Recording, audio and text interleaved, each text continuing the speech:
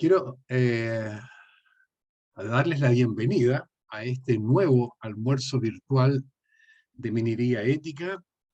Y como estamos a puertas de, del plebiscito de salida, nos quisimos dar el lujo de escuchar, ¿no es cierto?, en qué influye o en qué está, ¿no es cierto?, en qué toca la minería, que obviamente es nuestro punto principal acá.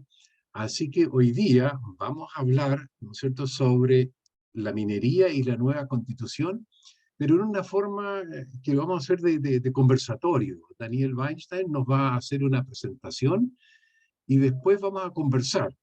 Y yo creo que una de las cosas donde nos vamos a concentrar no es tanto en el 4 de septiembre, o sea, en el apruebo o rechazo, sino que qué hacemos después. ¿Qué hacemos el día 5 de septiembre de ahí en adelante? Que sí tenemos que hacer algo. Yo creo que no voy a estar llorando o celebrando, depende de lo que salga, ¿no es cierto? Sino que vamos a tener que pasar a la acción.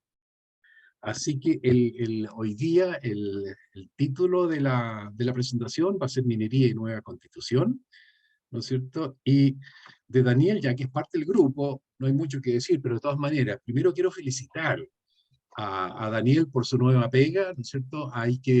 Falta una pagada de piso, eso es lo usual en este grupo, ¿no es cierto? También, pero lo felicito de estar en el equipo de su abogado, ¿no es cierto? Y liderar todo esto que es la práctica minera. Entonces, con Daniel somos colegas de la misma universidad, de la Chile, ¿no es cierto? El abogado de la Chile, y tiene un LLM, que es un magíster en Derecho de la Universidad de Chicago. O sea, no es parte de los Chicago Boys, pero estaba bien cerquita ahí. Y es un especialista en minería y contratos de proyecto. No quiero alargarme en eso, así que Daniel, si en tu presentación se me olvidó algo, tienes todo el derecho ahora a réplica, ese típico abogado, ¿no? Y dúplica y cosas por el estilo, puedes Claro, decir, ¿quién eres tú? Daniel, adelante, no, la muchas palabra es gracias por tuya. la presentación, muchas gracias por la invitación y muchas gracias a todos los asistentes. Me siento acá en casa haciendo esta exposición. Como decía Erwin, esta exposición va a ser más o menos corta. La idea, yo creo que lo que hable, nada les va a hacer mucha sorpresa de lo que yo diga. Probablemente algunas cosas quizás no las van a saber, pero no les van a resultar sorpresivas. Y yo creo que lo más interesante, teniendo acá varios, no sé si varios, pero a un par de miles de años de experiencia, o 1000 años, o por ahí, o bastante experiencia acá acumulada, creo que es súper bueno que empecemos a pensar el 5 de septiembre. Y ya lo del 5 de septiembre ya no es solo un decir. Ya las dos coaliciones ya lo han dicho, que el 5 de septiembre, que en el fondo hoy en día las consignas son el aprobar para reformar o o rechazar para reformar. Pero hoy en día en ambas coaliciones ya se está hablando que va a haber una modificación de la constitución que vamos a exponer ahora. Más aún, si gana el apruebo, como vamos a ver, hay muchas materias que se chutean para leyes futuras, y en especial en la minería. O sea, vamos a ver que la minería no se dice nada y se chutea todo para leyes futuras. Entonces, obviamente los profesionales experimentados como ustedes tienen un rol súper importante de que cumplir en esta nueva etapa legislativa que vamos a entrar, si gana el apruebo. Si gana el rechazo, ya sabemos que se va a haber un proceso de nueva constitución y es ilusorio pensar que la minería no va a ser tocada. De hecho, yo creo que es bueno que algunos aspectos se cambien. Ahí después voy a hablarles un poco, pero hay algunos aspectos de la minería hoy en día que están impidiendo la inversión. Ojo, siempre cuando hablamos de la minería y todo, damos una certeza gigantesca en Chile. Excelente, estamos ahí. Bueno, últimamente todo esto es un poco más en el papel, porque hoy en día con los permisos y otros trámites más operativos no hay tanta certeza. Pero en el papel, al menos con la Constitución, se da una certeza inmensa al inversionista minero, inmensa. Ahora, eso tiene un costo que ya vamos a ver más adelante, y yo creo que hay que quizás equilibrar un poco certeza con la entrada de nuevos actores. Después vamos a ver un poco esto. También, bueno, voy a empezar con esta exposición. La idea es que sea más o menos corta y luego que nos pongamos todos a conversar, pueden hacer preguntas, dar opiniones, comentarios y después una conversación lisa y llana. Bueno, agradeciéndole a todos su presencia, empiezo. ¿En qué estamos? Como sabemos, el 4 de septiembre este plebiscito, apruebo o rechazo, y los pasos a seguir, ¿cuáles serían? Si gana el apruebo, la Constitución entra en vigencia prontamente. Hay a veces una confusión porque hay algunas leyes que van a ser cambiadas o algunos órganos que van a entrar en funciones a futuro. Pero eso no significa que la Constitución no entre prontamente en vigencia. Es la misma Constitución, en sus disposiciones transitorias, la que señala, y tiene 59 por ahí disposiciones transitorias, es larguísimo, tiene plazos distintos de entrada, no de entrada en vigencia, sino que de cambios legislativos, normativos, de autoridades, etcétera, para cada materia. Es bien complejo eso, es muy largo. Pero eso es lo que pasa. Y si gana el rechazo, bueno, ya sabemos lo que va a pasar. A ver, legalmente, creo que hasta hoy en día no hay ninguna reforma que diga que va a haber un nuevo proceso, nada, pero todos sabemos que va a haber un nuevo proceso constitucional. ¿Cuál va a ser, cómo va a ser? No lo sabemos todavía. Después, cuando terminemos la presentación, voy a hablar un poco de esto de apruebo para, ¿cómo es? Apruebo para reformar o rechazo para reformar. Ahí vamos a ver cuál es más factible y cómo se tienen que hacer. Hablemos ahora de la minería, entremos a lleno.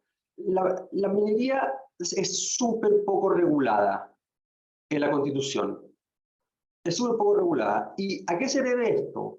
Esto se debe en gran parte a que los encargados de hacer la redacción del Estatuto de los Minerales era la Comisión de Medio Ambiente, que era probablemente la comisión más tosuda que tuvo la convención. Entonces presentó su primera propuesta al pleno de la convención y se la rechazaron entera, porque era muy radical. Presentaron la segunda propuesta y la segunda propuesta vino aún más radical. La segunda propuesta incluyó la nacionalización. Se la rechazaron y le aceptaron, no sé, un poquito, un artículo, algo así. Y después hicieron una tercera propuesta que también se la rechazaron casi completa. Entonces, al final, ¿qué pasó? Digamos que se presentaron 15 artículos y terminaron aceptando 6, que después quedaron en 3. Entonces, hoy en día el estatuto que hay es un estatuto muy incompleto. Alguien que luego... Y si uno lo lee, salvo un pequeño artículo, no hay nada que sea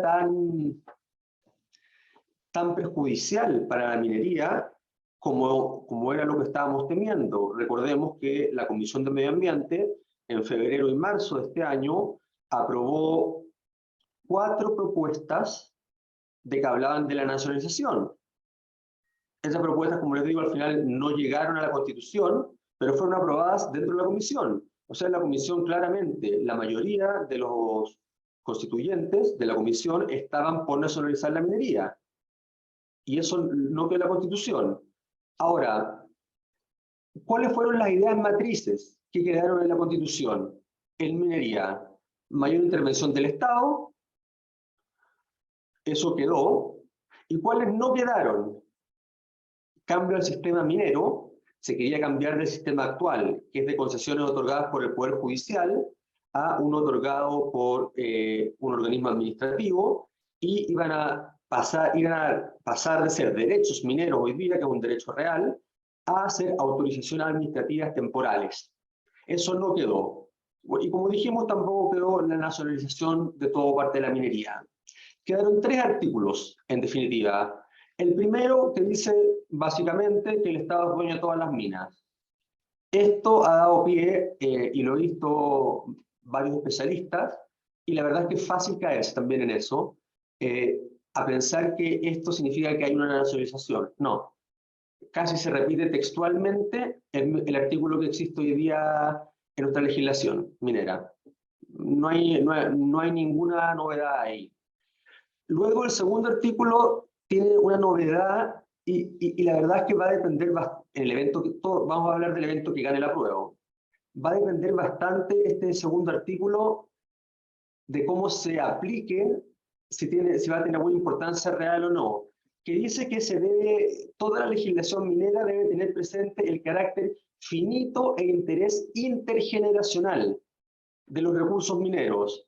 Esto uno lo puede, la verdad es que no dice mucho, pero complementándolo con las propuestas que fueron aprobadas en la Comisión de Medio Ambiente, las cuales se explayaban un poco más en la materia, básicamente lo que dicen, miren, los recursos minerales son finitos y le tenemos que dejar a las futuras generaciones recursos minerales.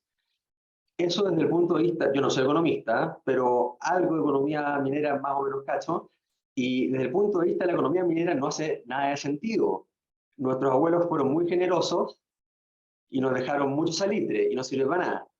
Probablemente si nosotros nos ponemos cuotas de restricción, esto podría significar, por ejemplo, un mandato para que el legislador futuro dijera, pongamos cuotas de restricción a la extracción de cobre para que le quede a las futuras generaciones. Nada nos garantiza que en 50 años más el cobre sirva para algo. El litio no sabemos si en 15 años más sirve para algo. Probablemente desde un punto de vista de la economía minera, lo que más sentido haga, si fuera posible, sería extraer todos los recursos hoy día, venderlos y después poner la plata en un fondo de inversión. No sé. Pero está ese mandato. Como les digo, va a depender mucho cómo se aplique, si va a tener una real importancia o no. Y el tercero es uno que sí va a tener importancia, que es que prohíbe las actividades en los glaciares, en otras zonas por razones hidrográficas, u otras áreas protegidas que declare la ley. Aquí dos puntos. ¿Qué es lo que es un glaciar? No está definido. Lo segundo es que le deja a la ley la posibilidad de prohibir la minería, de establecer áreas que se excluyen la minería. ¿Y qué es acá lo peligroso?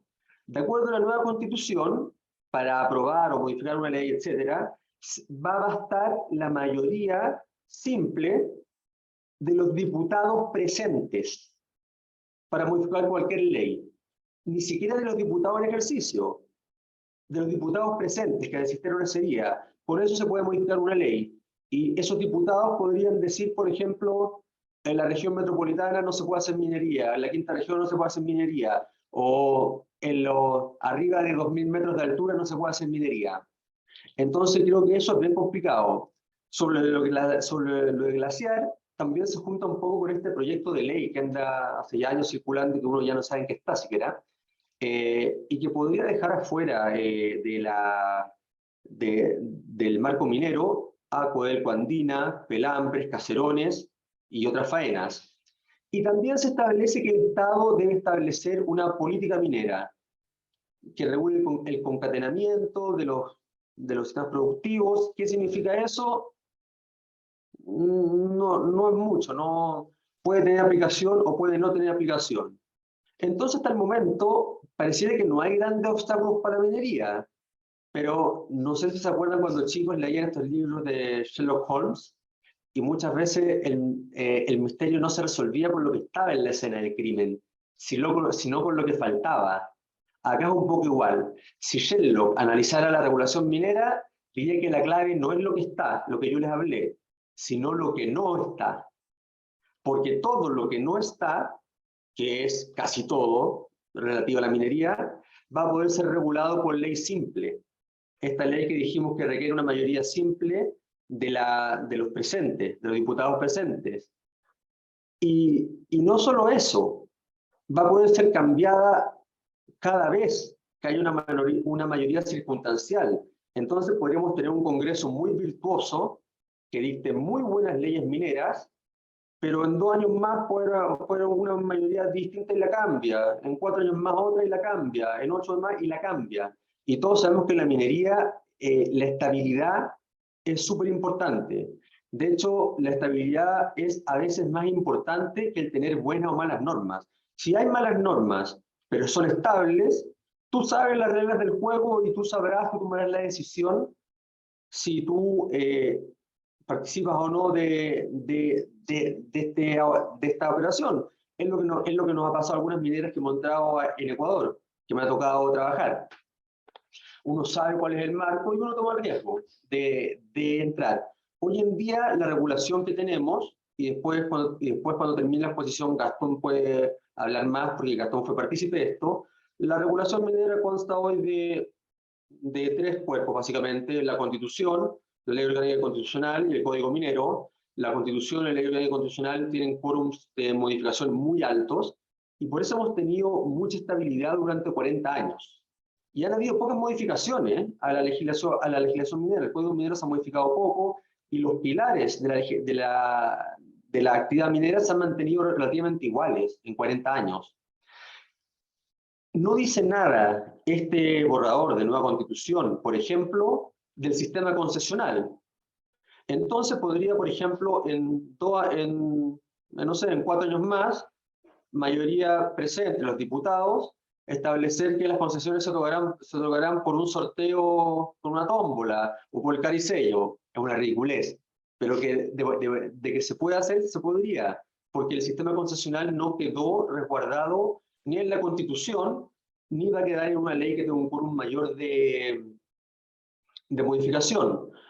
Nada se dice de la expropiación tampoco. Hoy en día, recordemos que nuestra legislación minera regula la expropiación y señala básicamente que en caso de expropiación lo que hay que pagar es el flujo futuro traído a valor presente. Acá no se dice nada. Entonces, en el evento de expropiación habría que pagar el famoso precio justo, que nadie sabe lo que es el precio justo hoy en día. Lamentablemente no hay actas de las discusiones de la nueva Constitución. Yo el otro día le estaba contando en un seminario esto, y un participante porque uno cuando tiene las actas, uno puede ver la historia de la ley, cuál fue la intención del legislador o del constituyente, y puede más o menos interpretar qué es lo que quiso decir con el precio justo. Acá lo que sabemos es que se planteó, en vez de precio justo, poner precio de mercado, y expresamente se rechazó. Entonces uno tendería a pensar que el precio justo no es el precio de mercado, porque se rechazó ponerlo. Alguien me dijo, bueno, como no hay actas, si se pueden ocupar las sesiones de televisión, cosas así. Sí, supongo que sí. Estamos ya en el siglo XXI y no hay actas como de la Comisión Ortúzar, que redactó nuestra Constitución vigente, al menos la primera versión, la versión del 80, pero hay sesiones de video y distintos medios. La expropiación ha sido un tema que ha preocupado mucho al inversionista minero. Sí creo que cuando se dejó de hablar de recordemos que febrero, marzo, abril, habían propuestas aprobadas de nacionalización, y ahí los inversionistas estaban muy preocupados. Después no quedó en la Constitución, entonces ya se relajaron un poco, y hoy en día, por lo que pareciera ser los resultados electorales, están un poco más relajados. Pero a mí un par de inversionistas me preguntaron bastante sobre ese tema, sobre la expropiación, y qué es lo que se podía hacer. Ahí como un tip, lo que yo hice ahí fue, yo me estudié los tratados de inversión que tenemos con las potencias que más invierten acá en Chile en minería, Australia, Canadá, y tienen en sus tratados cláusulas súper específicas y largas de la expropiación. Por ejemplo, dice que no puede ser, dice que tiene que ser racional, no puede ser una expropiación injusta. Y dice que el valor que se tiene que pagar es básicamente el valor de mercado y se tiene que pagar prontamente. ¿Y por qué esto es importante? Una de las propuestas que se aprobó por la Comisión de Medio Ambiente sobre la expropiación decía: no se pagará ninguna expropiación porque los minerales son del Estado. Acto seguido, la expropiación que se pagará será, o sea, bueno, hay un error ahí, y decía que la expropiación iba a ser el valor libro que tuvieran las empresas, descontándole las grandes ganancias que hubieran tenido, algo así, y pagaré a 30 años. Bueno, eso está prohibido. Además, estos tratados de inversión le dan competencia al CIADI en Washington, y el CIADI tiene ya bastante jurisprudencia al respecto. Ecuador ha perdido varios casos similares, Bolivia también, entonces para el CIADI esto no es ninguna novedad, ninguna. Mi opinión es que el evento que gane el apruebo, lo que habría que hacer es, uno, redactar un marco minero adecuado, porque claramente hoy en día tenemos 3 artículos, necesitamos más, necesitamos tener los pilares, no en una ley simple, y se debería tratar de crear un estatus de ley o una clase de ley que no se pudiera modificar con la mayoría simple, que tuviera un mayor quórum de modificación, porque al final lo que nos importa es tener estabilidad y no que hayan cambios cada vez que una mayoría circunstancial asume el Congreso. Entonces creo que es fundamental en caso de poner el apruebo, crear este nuevo tipo de ley que hoy en día no está en la Constitución, que sería una especie de ley de quórum calificado, y ahí o en la Constitución establecer los pilares de la minería para tener cierta estabilidad. Esa es mi opinión. De la minería en sí, eso es lo que se puede decir. 3 artículos muy simples nada más. Pero hay actividades complementarias a la minería, que son súper importantes para la minería y que las vamos a tocar. Los derechos de agua.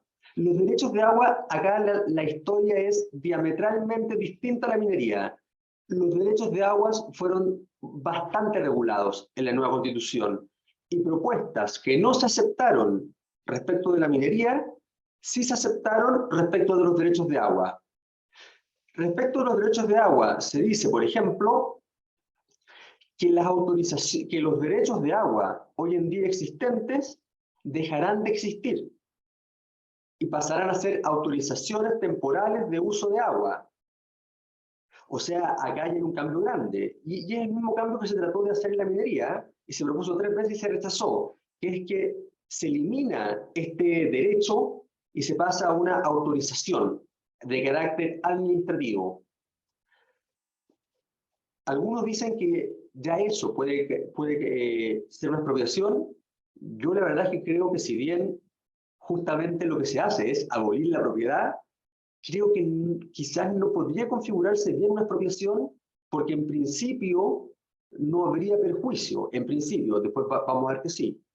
El agua es, como les dije, sujeto de una regulación bastante abundante. Se establece en varios artículos que el agua es esencial para la vida, que es un derecho humano, que el Estado debe proteger el agua, el consumo humano, el balance ecológico, y que el consumo humano y este balance ecológico siempre va a prevalecer sobre todos los usos determinados por la ley. Como les digo, habla mucho de consumo humano, sanitización, balance ecológico, y en un artículo, el 140, dice bien humildemente, por ahí escondidito, y los otros usos determinados en la ley. Bueno, todos esos otros usos determinados por la ley son para la minería, o para la metalurgia, como dice Gastón, para las centrales hidroeléctricas, para el riego de la agricultura y para todas las actividades industriales. Esos son los otros usos. Una característica de estos derechos de agua que van a desaparecer, que van a ser autorizaciones de agua, es que se establece que son no comerciables. Y aquí yo creo sí hay un tema. Se establece que no van a ser comerciables. En derecho existe una figura que está reconocida por casi todas las leyes, y en los tratados de libre comercio, de inversión, está expresamente reconocida, y el CIADI en abundante jurisprudencia, que se llama la expropiación indirecta o regulatoria. Eso consiste en decisiones de la autoridad que, sin ser una expropiación, te afectan el ejercicio del dominio que tú tienes. El dominio tiene 3 atributos: el uso, el goce y la disposición. La disposición es la posibilidad, por ejemplo, de venderlo. Y aquí se está prohibiendo venderlo. Solo se dice que se podrán transferir previa autorización de la agencia de las aguas que va a haber, solo previa autorización de esa agencia, y solo en el evento que tenga que ver con el consumo humano, para temas de consumo humano. O sea, hoy en día, si una central hidroeléctrica le quisiera transferir a otro, un particular que la quisiera vender, una central hidroeléctrica, no podría. Entonces, yo creo, en mi opinión al menos, que se configura acá una expropiación regulatoria. Y acá, si un particular quiere vender sus derechos de agua, acá hay, convengamos, acá hay gente que en Chile hay gente que, para bien o para mal, yo no estoy diciendo si eso es bueno o malo, pero hay gente que está hecho rica vendiendo derechos de agua.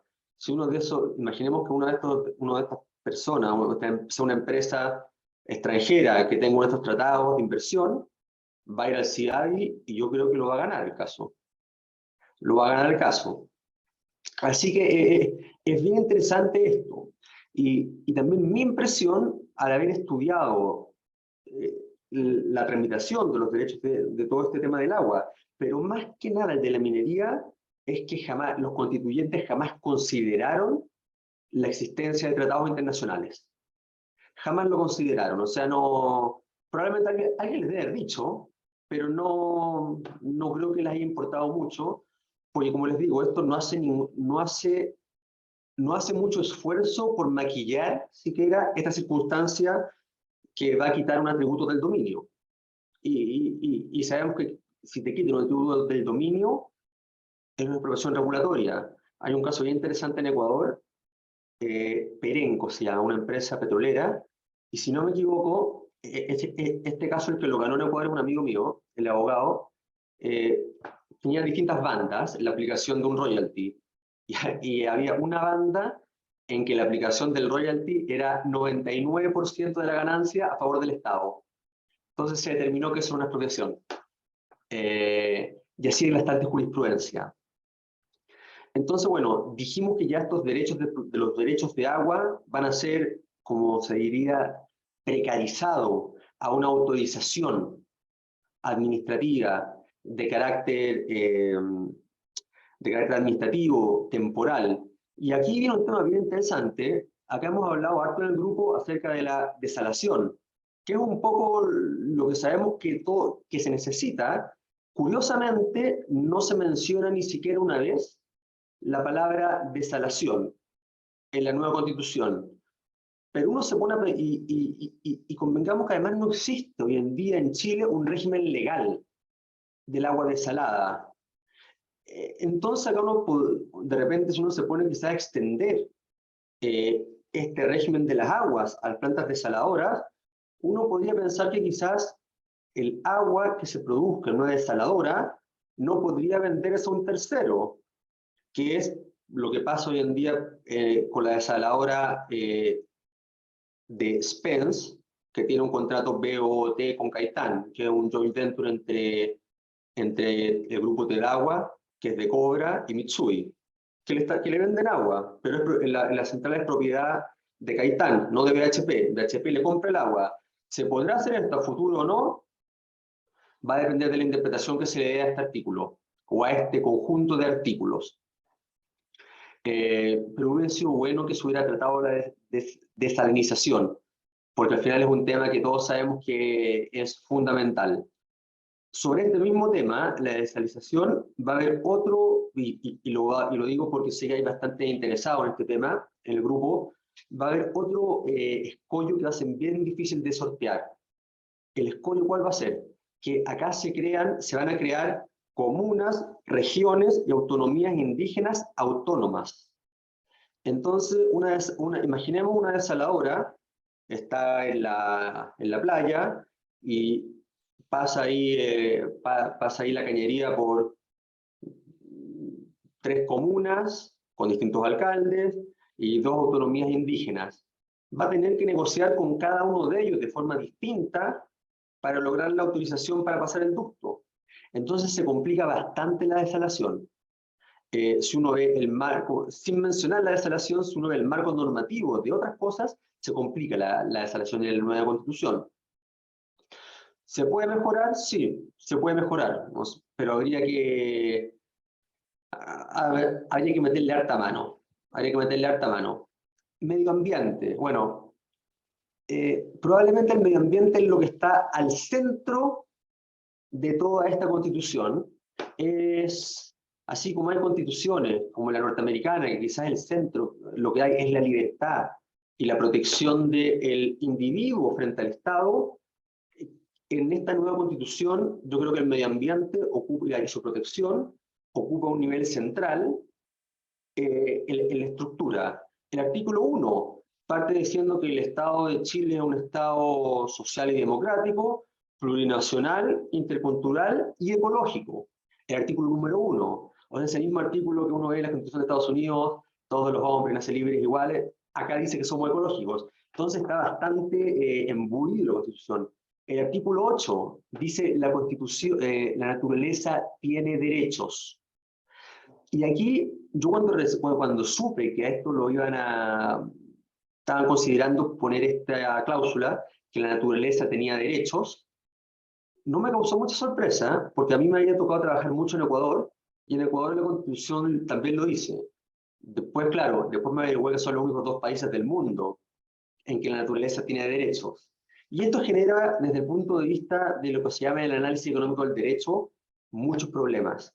Porque hoy en día, voy a poner un caso típico de, para los que les gusta ahí Coase y todo eso de la Universidad de Chicago. Eh, Imaginemos que hay dos granjas que están continuas y tienen algún problema con un problema con las aguas. Quizás entre ellos dos pueden llegar a un acuerdo en que el dueño de uno de los fondos le va a pagar al otro tal cosa, etcétera, y llegan a un acuerdo.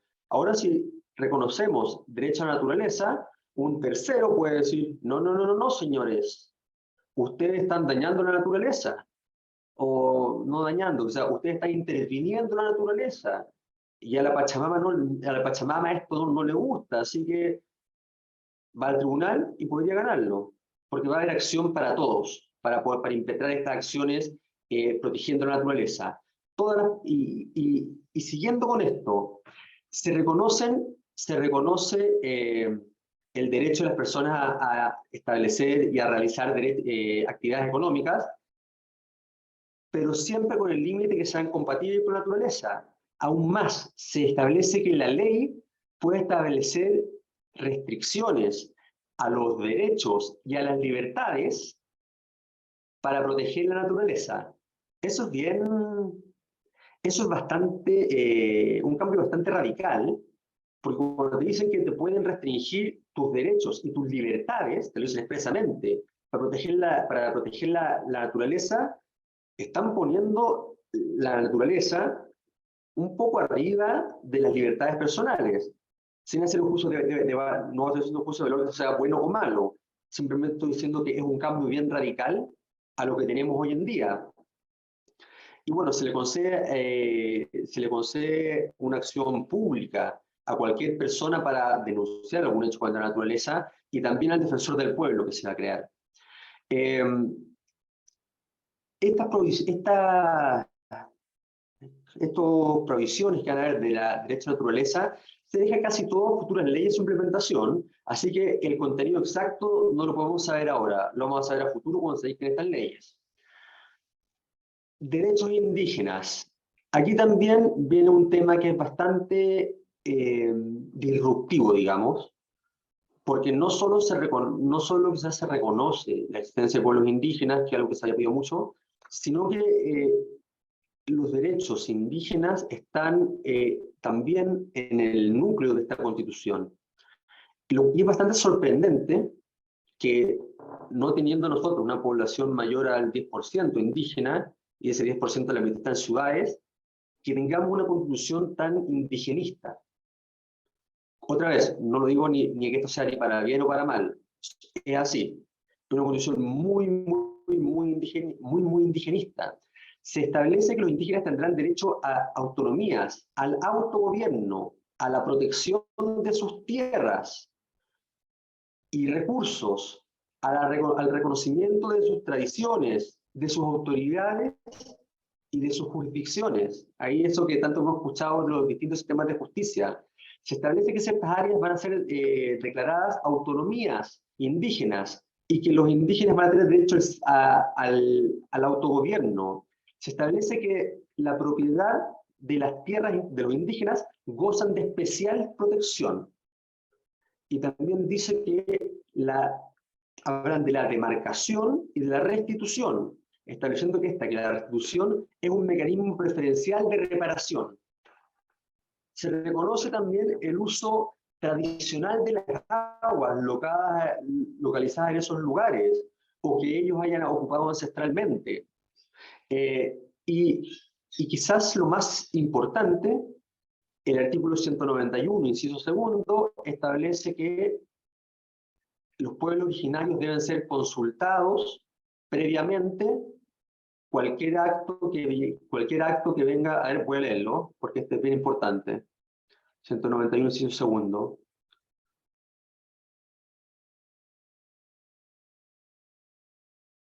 ...191, inciso segundo. los pueblos y naciones indígenas deberán ser consultados y otorgarán el consentimiento libre, previo e informado en aquellas materias o asuntos que les afecten sus derechos reconocidos en esta Constitución. Acá hubo una polémica bien curiosa. Este artículo sacó bastante, fue bien polémica, y los constituyentes más de izquierda empezaron a decir que esto solo se refería a cuando se les afectaran derechos dentro de sus autonomías. Y eso puede hacer sentido porque efectivamente está dentro de la regulación de las autonomías del Estado, de los estados, de las entidades territoriales. La derecha, por su parte, dijo no, esto se va a aplicar a todo. Mi opinión personal es que se va a aplicar a todo. ¿Y por qué? Porque creo que el artículo, o sea, lo que les leí es bastante literal. Los pueblos y naciones indígenas deberán ser consultados y tener consentimiento libre, previo informado en aquellas materias o asuntos que les afecten en sus derechos reconocidos en esta Constitución. No dicen, no dicen los derechos territoriales reconocidos en esta Constitución, sino dicen los derechos reconocidos en esta Constitución. Y también, digámoslo, sería ilusorio pensar que hoy en día, si esto fuera un juicio, algún tribunal nacional o internacional diría no, esto solo se refiere al marco territorial. Así que creo que eso es importante y les pido que tengan esto en mente porque cuando hablemos del apruebo para rechazar, esto es algo que hay que tenerlo en cuenta, este artículo. Bueno, también, como saben, los indígenas van a tener derecho a escaños reservados y van a tener bastantes otros privilegios. Aquí, mira, el único juicio de valor que voy a hacer en toda esta presentación va a ser este. Yo soy un creyente de que todas las personas nacemos libres, iguales en dignidad y derechos, y nos debemos mantener así. Todos somos iguales. Aquí se está creando una categoría distinta de personas que gozan de especial protección, sus tierras, y eso no lo digo yo, dice textualmente, sus tierras gozan de especial protección, sus aguas también tienen especial protección. Entonces cuando vemos que los derechos de, no sé cómo llamarnos nosotros, el resto de la propiedad son precarizados y vemos que los derechos indígenas son puestos por arriba de los derechos del resto, ahí yo hago un juicio de valor. A mí no me gusta eso porque soy un creyente en la libertad y en la igualdad. Pero bueno, eso es así y quienes lo habrán redactado tendrán buenos motivos para ello. Vamos ahora entonces apruebo para rechazar y ¿cómo es? Apruebo para reformar y rechazo para reformar. El rechazo, hoy en día, imaginemos que gana el rechazo. Ya se presentó y creo que ya fue aprobado, o al menos está aprobado en alguna instancia, este proyecto presentado por la Jimena Rincón, Walker y alguien más, también de la centroizquierda, para que se pueda modificar con 4/7 la Constitución. ¿Qué es lo que se requiere para modificar la Constitución nueva, que gane el apruebo? Se requieren 4/7, salvo en materias que afecten derechos esenciales, incluidos todo el capítulo de derechos de naturaleza y recursos naturales. O sea, y en ese caso se va a requerir 3/5 o, además, un plebiscito ratificatorio. Entonces, si hablamos de minería, derechos de agua, todo eso, si se quisiera modificar la nueva Constitución, se va a requerir 3/5 versus 4/7 que requeriría la Constitución actual. O sea, es más fácil modificar la Constitución actual.